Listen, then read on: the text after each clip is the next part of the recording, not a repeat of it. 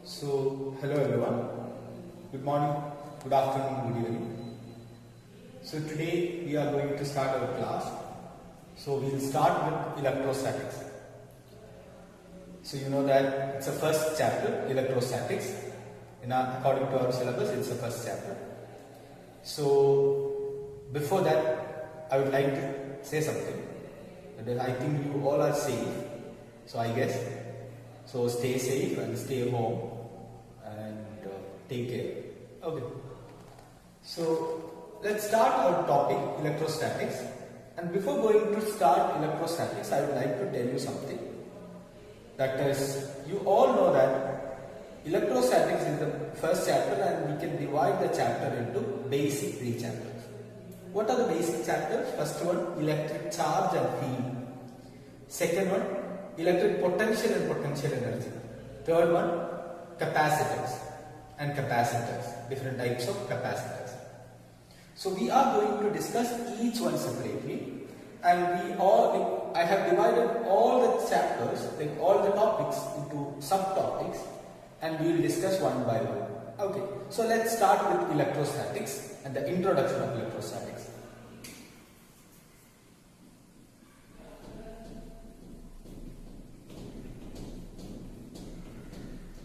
So first of all, what is electrostatics? Electrostatics means, from the word itself, it is very clear. What is electro? Electro means what? Something related to charge. We know that electron is charge. So electro means something related to charge. Statics, what is the meaning statics? Statics means stationary. So we are discussing the charge stationary charges. Those charges at rest. Okay, we are going to discuss the properties of charges and the behavior of charges when the charges are at rest. Okay, so then you would have a doubt, obviously. So then what are the other things?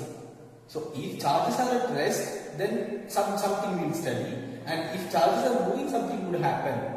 Okay, so we will discuss that in our upcoming chapters. So I would like to give you a brief introduction about that. That is, suppose there is a charge. Okay, this is a charge. If the charge is at rest, so velocity is equal to 0. Charge is at rest. Then it can produce electric field.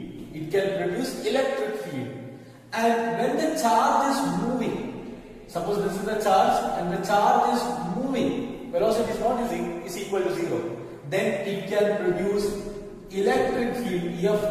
EF means electric field and magnetic field. It can produce electric field and magnetic field. Suppose this is a conductor, and in our second chapter we will study current electricity. And here in the conductor, suppose a charge is moving inside the conductor. Then it can produce magnetic field around it. So in all these different cases, look at this here, charge. But their behaviors are different when they are at different conditions.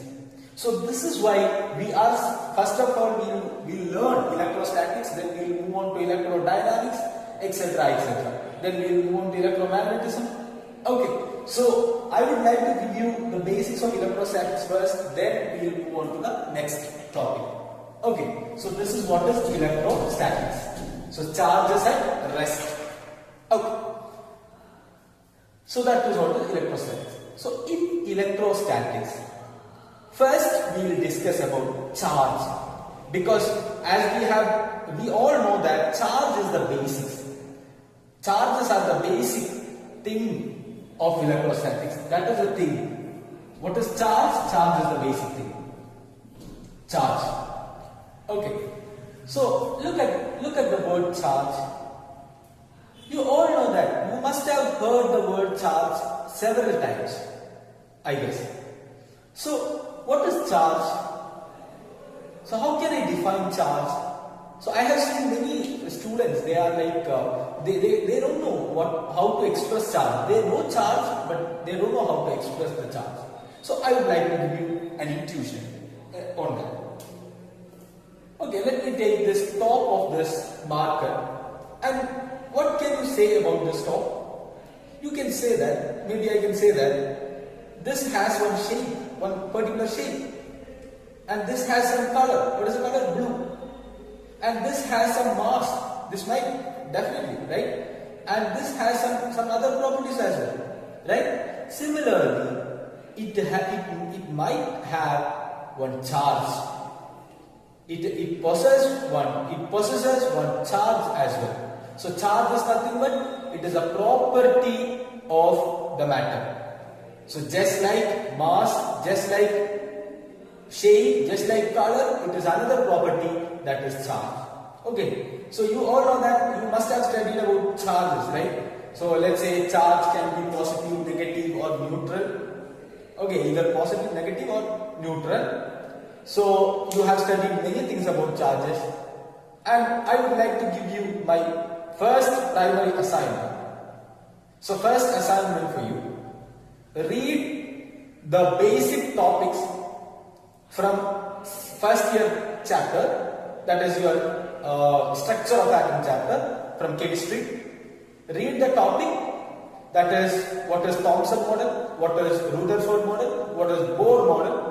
Read them and just get an idea about what is charge, or how the charges are producing inside an atom, or in an atom, in a material, in a matter. Okay, so you have to get an idea about how the charges are forming inside an atom. Okay, you know about electron theory, proton, neutron, nucleus, etc., etc. So you have to get that. So that is my first assignment. Okay, and then, so that is about charge. And then, so as I told you, there will be positive charge, negative charge, and zero charge, like neutral bodies we have. You know that what is positive charge? That is, you have to get that idea, but anyways I would like to tell you what is positive charge. Positive charge means when an atom loses some electrons, it will get positive charge. When a matter or when a body loses some electrons, it will get positive charge. Then when an atom gains electrons, it will get negative charge, and then zero charge. So here accepts electron, here accepts electron or gains electron, here it loses electrons, then this is loses, this is accepts, then here there is no change in number of electrons. Okay, so here number of electrons and number of protons are equal. So what about here? Here number of protons, I would like to write it as number of protons might be greater than number of electrons. What about here? Number of electrons greater than number of protons. I am not going to discuss much detail about this, because you can easily learn all these things from the first year chapter, that you have already studied that, and just revise those topics. Okay, we can discuss some core ideas about charges.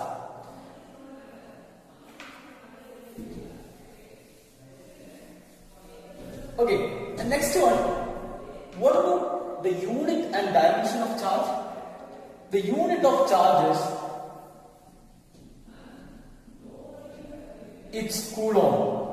What is the unit of charge? Coulomb. We represent it by capital C. And what is the dimensional formula?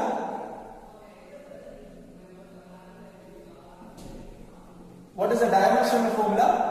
Dimensional formula is, you know that charge is, let me ask you one question from the first year topic. Charge is a fundamental unit or a derived unit? What do you think? So I would like to tell you it's a derived unit, it's not a fundamental unit. Okay, like there will be a confusion on that. Maybe like people, like the students, they think that charge is a fundamental unit. It's not a fundamental unit, it's a derived unit. And what is the dimensional formula? We know that I is equal to Q by T. So from that I can write Q is equal to I into T. So it will be I into T. That is the dimensional formula. I or A. For current you can give the dimension I or A. Okay. So this is the basic property of charge. Then, okay. So next we are going to discuss the history. Next we are going to discuss the historical background of charge. Okay. In page number 2 you can find out the historical background. You have to read that. It's a pretty theory concept and theory topic. So anyway, I would like to give you the history of charge, the basic things I would like to give you. Okay, what is the historical background of charge? So in ancient Greek, so they believed that the amber is a material from a fossilized thing. Okay, fossilized tree or something. It's a translucent material. Okay, so in ancient Greek, they believed that amber is a special type of material. And when they rubbed amber against animal fur, they got some strange behavior from amber. They found out that, and they thought that amber is a special material, but it was not like that. So when they had something with glass and silk, they got the same behavior. So then they finally understood that something is there, something is happening when they rub each other. Okay, that is what is the history of charge. Then they found out that when one amber is rubbed against animal fur and another amber is also rubbed against animal fur, then they got that two types of charges are forming. Why? Because when they took two amber together or alongside, they got a repulsion. There was a repulsive force. Okay, and when an amber and fur, when they had taken those things close together, then they found out that something is happening which is opposite of repulsion, maybe like attraction. They felt some attraction between them. Okay, so because of this, we can say that they could assume that there are two types of charges. Later, Benjamin Franklin, he only derived or he suggested two types of charges. There is a chance that is positive and negative charges are there, and neutral charges can also be there. Neutral charges means neutral bodies. Okay, neutral material. Okay. This is the basic theory about charge. Now we are going to discuss the properties of charges. And before that, I would like to give you my second assignment. Okay, so this kind of rubbing, we can call it as some electrification method. That is, we are giving some charge to somebody when we rub against one material against another. So, like you all know that is when we rub a scale or a marker or a pen against our hair, so there will be an electrification. So, find the common materials. The assignment is, all of you note the assignment. Find the common materials for electrification and find out their arranging order. Find out their increasing order of electrification. That is, when fur is rubbed against silk or when glass rod is rubbed against silk, which one will get positive, which one will get negative. So, in according to that, you can check on YouTube, on online, you can check on Google, and you can find the answer, and you have to submit the assignment. Okay, so that is what is the history of charges. Next, the properties of charges. So, first property I have told you, like charges repel, unlike charges attract. First one, like charges, they repel each other. Like charges, they repel each other, and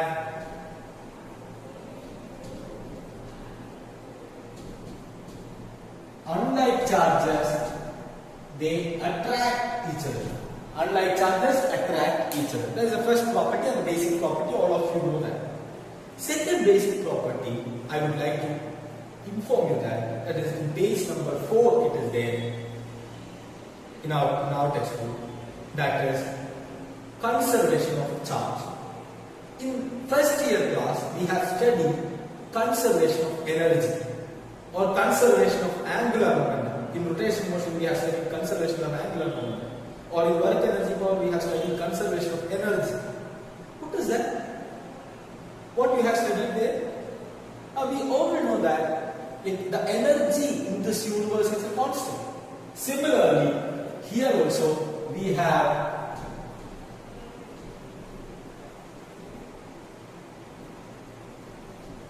conservation of charge. Conservation of charge. This is the first property and this is the second property. Okay. What is conservation of charge, by the way? Conservation of charge means the same idea, that is the total charge in this universe is a constant. So when we rub, but you would have a doubt. You could have asked me one doubt, that is like if you take one body, like for example I am taking this marker and I am rubbing against one silk. Okay, so then it will get some charge and it will lose some charge, or vice versa. Okay, or either of this one will happen. My question is, so then is there any charge production happening? There is no charge production. We are not producing any, or we are not creating any new charge. That would be better. Okay, we are not creating any charge. What we are doing is, like we are, when we rub against another one against another, there will be a transfer of charge. There will be a transfer of charge from one body to another body. That is what will happen. I think you got me. Okay, so there is charge can neither be created nor be destroyed. We can transfer it from one body to another. That is what is conservation of charge. That is the second problem. Okay, so now we are going to discuss the third property of charge, that is quantization of charge. Quantization of charge. Have you heard the word quantization or quantized before? It's very easy to understand the quantization theory. That is, like in the case of charge, suppose there is a charge in the body. This body has some charge. Okay, so I can say that this charge of this body will be equal to n number of times or any integer times of basic electronic charge. Okay, I would like to give you an example. Suppose I have a bucket here. I have a small bucket. Okay, I have n number, or I can say that I have 25 mangoes here in it. 25 mangoes. So it can possess, or it can have only whole integer number of mangoes. Cannot have half mango, or 1/4 mango, or 2/3 mango. It is not possible. Or 0.005 mango. It's not possible. Only one mango. There should be 1, 2, 3, 4, 5, etc. like that. Okay. So it can have 25 mangoes. So I can say that the number of buckets, this is equal to 25 into 1 mango. 25 into mango. Right? That is 25 mangoes. So another bucket, 20, let's say 50 mangoes. So there is no half mango, 1/2 mango, 1/3 mango, etc. Okay, you have to keep in your mind this. So in similar way, we can say that a charge is equal to n into E. N into E. E means a basic electronic charge. Then you would have a doubt. What is E? E is how we use E instead of mangoes? Okay, so E is nothing but it is a basic electronic charge. So any charge we can represent, or we can write it as n into E, where n is an integer. N can be 0, 1, 2, 3, etc., etc. Okay, so there is no half E or 1/2 E or 0.003 E, 0.01 E. It's not possible. Always Q is equal to n into E, where n is equal to 0, 1, 2, 3, etc. And how much is E? E is nothing but its magnitude value is equal to 1.6 into 10 to the power minus 90. So there are some problems related to this. Before that, I would like to give you a small intuition, that is a small additional information. So we have, like I have told you just now, that we cannot divide E into half just like that. But there is some, in recent times, like they have found, like the scientists have found out that electron, the basic electron, we can divide into again number of like some quarks. Okay, so there are two types of quarks, up quark and down quark. So we can divide, that is 2 by 3e and 1 by 3e. Okay, so but here quantization, but that doesn't affect the quantization theory. Quantization theory is true only. Okay, but that 1 by 3e, 2 by 3 quarks, that cannot exist on a body. Okay, so again we discuss about Q. Q is equal to N into E. So let's solve some problems related to this. It's a basic equation only, right? Yes. So first question, I would like to give you two questions. Question number 1. How many electrons are present? How many electrons are present in 1 coulomb of charge? How many electrons are present in 1 coulomb of charge? And my question number 2 is,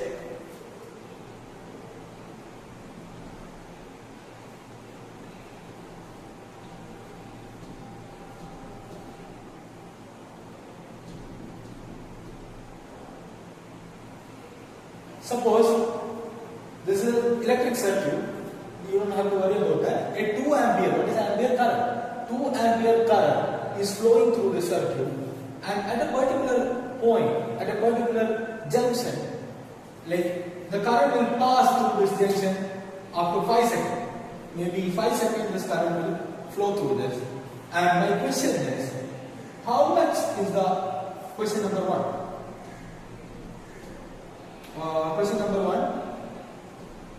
What is the charge flow? What is the value of charge flow? Value of charge. What is the value of charge? My second question. Find number of electrons. Find number of electrons. So these are the two questions. First question is this one, and second question is this one. And like just pause the video and try to solve it yourself, and then we will discuss this question. Okay.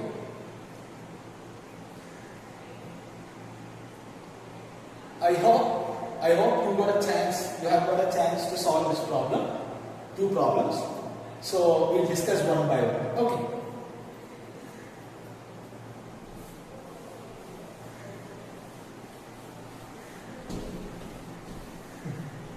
So the solution is, first one, how many electrons are present in 1 coulomb of charge? That is the first question. We know that the equation is Q is equal to plus or minus N into E. Okay, you can put plus or minus. Why? Because charge can be positive, either positive or negative. Okay, so I can say that what is the charge here? 1 coulomb. So 1 coulomb is equal to plus or minus N into E. How much is E? 1.6 into 10 to the power minus 90. Okay, so what is the value of N? What is N? Number of electrons. What is N? Number of electrons. You want to find out how many electrons? Number of electrons you want to find out. N is equal to 1 upon 1.6 into 10 to the power minus 90, which is equal to 6.25 into 10 to the power 80 electrons. So what is the value of N? 6.25 into 10 to the power 80. That much, like this much number of electrons. Look at this. 10 to the power 18, the value is very high. That much number of electrons we need to make 1 coulomb of charge. So now you got this, the situation's gravity, right? Okay, so this much number of electrons. And also, I would like to give you a tip. That is tip number 1. This value is very important. You keep in your mind. Value you have to keep in your mind. So when you divide it, you will get it. But the thing is, you have to keep in this your mind.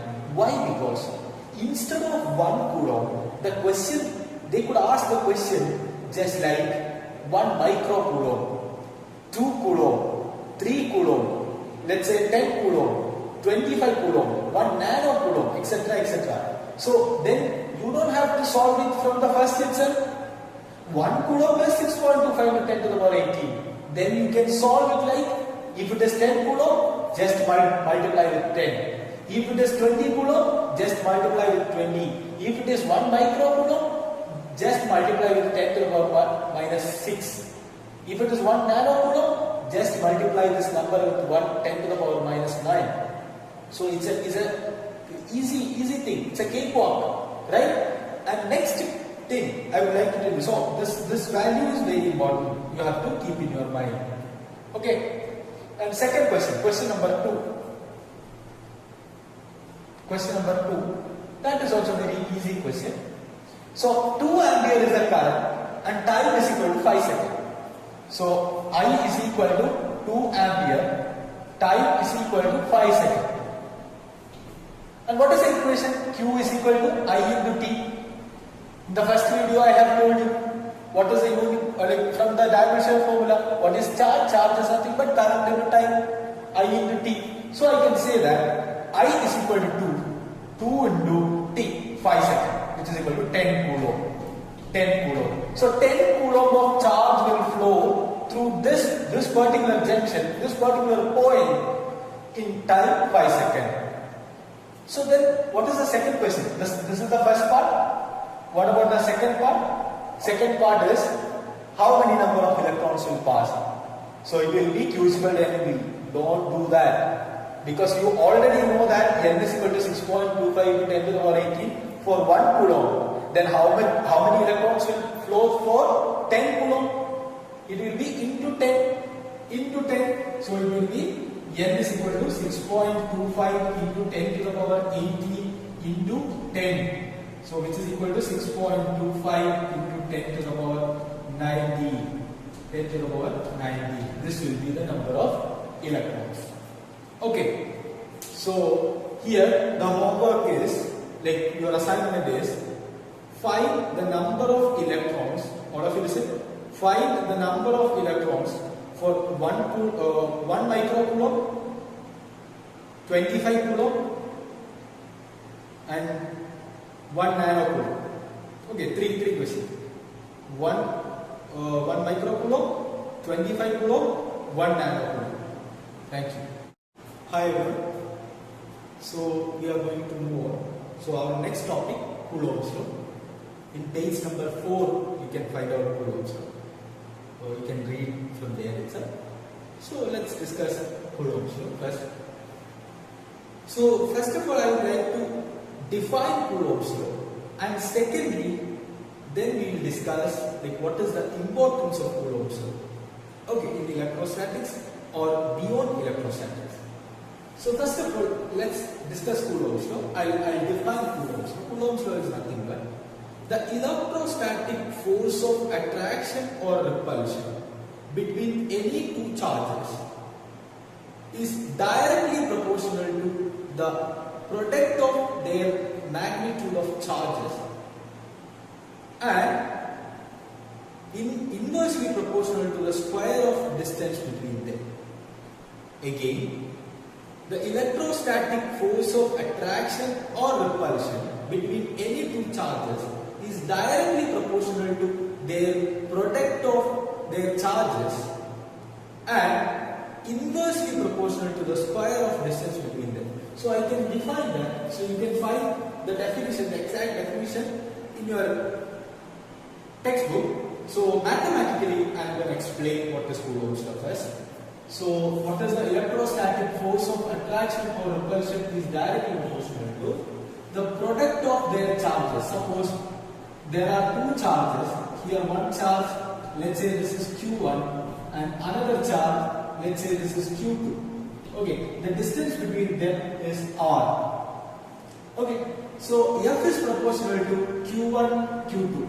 That is the product of their charges, and F is inversely proportional to 1 by R square, the square of the distance between them, inversely proportional. Here it is directly proportional, other one inversely proportional.